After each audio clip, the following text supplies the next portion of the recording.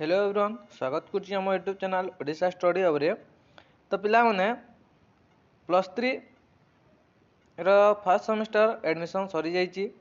तो आपण मैंने भी जदि कन्फ्यूज अच्छा पिला माने तो जदि तुम मैंने भी कन्फ्यूज अच्छ जे एनईपी 2020 सिलेबस अनुसार तुमको केतोटी मेजर पेपर और केतोटी माइनर पेपर पढ़ा को तो से सब विषय आज आम गोटे भिडियो आलोचना करवा बहुत सहज भाषा में बुझाइबी जहाँ जो नुआ नियम अनुसार आपन को क्यों क्यों विषय क्यों क्यों माइनर पेपर क्यों क्यों इलेक्टिव पेपर कौन कौन रही से सब विषय आज ये भिडियो आलोचना करवा। तो चिंता करिवार किछु नहीं पिलाने। तो देख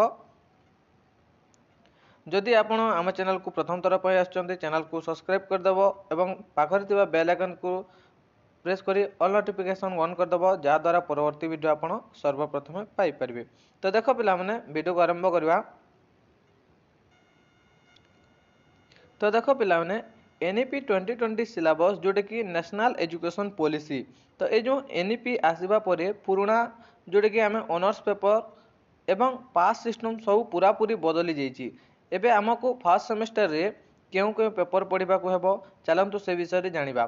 तो देख प्रथम आम देखा मेजर पेपर। तो कौन अच्छी मेजर पेपर देखा। तो यह हूँ आपणकर मुख्य विषय पिलाने। तो यहाँ कौन तुम जो मुख्य विषय हूँ मेजर पेपर। तो जहाँ को पूर्वर एटा आम एनईपी लागू हो ना पूर्वर एटा को आम ऑनर्स पेपर बोली कहूँ। तो एनईपी जेहेतु एबे एनईपी सिलेबस लाई सारी तो सेटा को मेजर पेपर कहुच्छी। तो बुझेगा। तो देख यही नुआ सिलेबस सबुठार बड़ परिवर्तन होता। तो देख आपण को फास्ट सेमेस्टर दुईटी मेजर पेपर पढ़ा को। तो मेजर पेपर दुईटी जोटा कि मेजर पेपर 1 और मेजर पेपर 2। तो फास्ट सेमेस्टर पिला माने तुमको दुईटी मेजर पेपर पढ़ा को जोटा कि तुम मेजर पेपर 1 और मेजर पेपर 2 रहिबो। बुझीला। तो देख और सेकेंड आम देखा जोटा कि तुम माइनर पेपर गोटे।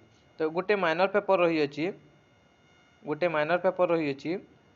यह हूँ आपणकर मेजर सब्जेक्ट को सपोर्ट करथुवा आउ एक सहयोगी विषय पिला कौन ना यहाँ हूँ तुम मेजर जो ऑनर्स पेपर को ऑनर्स सब्जेक्ट को सपोर्ट करथुवा आउ एक सहयोगी विषय हूँ यहाँ। बुझीला। तो फर्स्ट सेमेस्टर गोटे माइनर पेपर पढ़ा को हेबो। तो यह व्यतीत ए ऑनर्स और मेजर और माइनर पेपर व्यतीत आउ तीनोटी मध्य तुमको पढ़ा को हेबो जोटा कि देख 3 अदर सब्जेक्ट जोटा कि रही। प्रथम रही एमडीसी मल्टी एमडीसी पिला माने। तो प्रथम आम देखा एमडीसी कौन। तो एमडीसी तो यहाँ हूँ मल्टी डिसिप्लिनरी कोर्स। तो एथिरे आपण को निज स्ट्रीम जोटा कि आर्ट्स साइंस कॉमर्स तो यह बाहर एक विषय पढ़ा पड़ी था जेपरिक जड़े आर्ट्स पिला कंप्यूटर और साइंस कौन विषय बाची पारि। तो बुझेगा एमडीसी कौन यहाँ गोटे मल्टी डिसिप्लिनरी कोर्स। बुझला। तो एबे आम देखा AC ability enhancement course.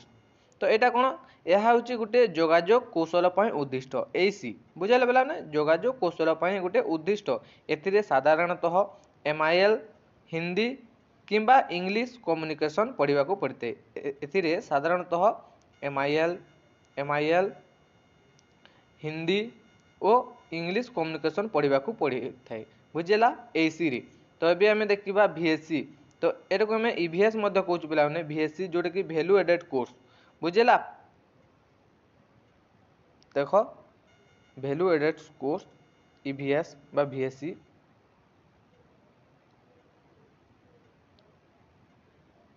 EVS means environmental studies परिवेश विज्ञान। बुझेगा। तो वैल्यू एडेड कोर्स जहाँ नैतिक और समाज उपयोगी शिक्षा थाए। तो उदाहरण जोटा कि एनवायरमेंटल स्टडीज परिवेश विज्ञान किंबा कॉन्स्टिट्यूशन ऑफ इंडिया भारतीय संविधान ए विषय सब आलोचना करने को पड़ी थाए ईवीएस बा बीएससी रे। बुझेगा।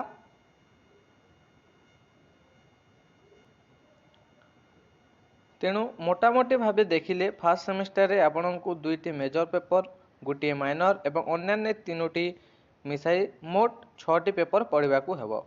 बुझेगा पिला माने। तो आशा करुच्ची ଏବେ ଆପଣଙ୍କ ମନରୁ ସବୁ ଡାଉଟଟା ଦୂର ହୋଇଯାଇଥିବ। ତ ଗୋଟିଏ କଥା ମନେ ରଖନ୍ତୁ ପିଲାମାନେ ଯେ ଓଡ଼ିଶାର ବିଭିନ୍ନ ୟୁନିଭର୍ସିଟିର ଅନୁସାରେ ସିଲାବସ୍ ମାନେ ସାମାନ୍ୟ ଫରକ ଥାଇପାରେ। ତେଣୁ ନିଜ କଲେଜର ୱେବସାଇଟ୍ରୁ ସିଲାବସ୍ PDFଟି ଥରେ ଡାଉନଲୋଡ଼ କରି ନିଶ୍ଚିତ ଦେଖିନିଅନ୍ତୁ, କିମ୍ବା ସାର୍କୁ ତୁମର ପ୍ରିନ୍ସିପାଲ୍ ଯେଉଁ ରହିଛନ୍ତି ତାଙ୍କୁ ମଧ୍ୟ ଥରେ ପଚାରି ଦେଖନ୍ତୁ, ଯାହା ତୁମେ କ୍ଲିଅର ହେଇଯିବ ଡାଉଟଟା। ବୁଝିଲା? ଯଦି ଭିଡ଼ିଓଟି ଭଲ ଲାଗିଥିଲେ ତେବେ ଲାଇକ୍ କରନ୍ତୁ ଏବଂ ଆପଣଙ୍କୁ ସବୁ +3 ଫାର୍ଷ୍ଟ ଇୟର୍ର ସାଙ୍ଗମାନଙ୍କୁ ଏହା ସେୟାର କରିଦିଅନ୍ତୁ, ଯେମିତି ସେମାନଙ୍କ ମଧ୍ୟ କନଫ୍ୟୁଜ୍ ବି ଦୂର ହୋଇଯିବ। ତ ଆପଣଙ୍କର ମେଜର ସବଜେକ୍ଟ କ'ଣ ଅଛି ତଳେ କମେଣ୍ଟ କରି ନିଶ୍ଚିତ ଜଣାନ୍ତୁ। ଧନ୍ୟବାଦ।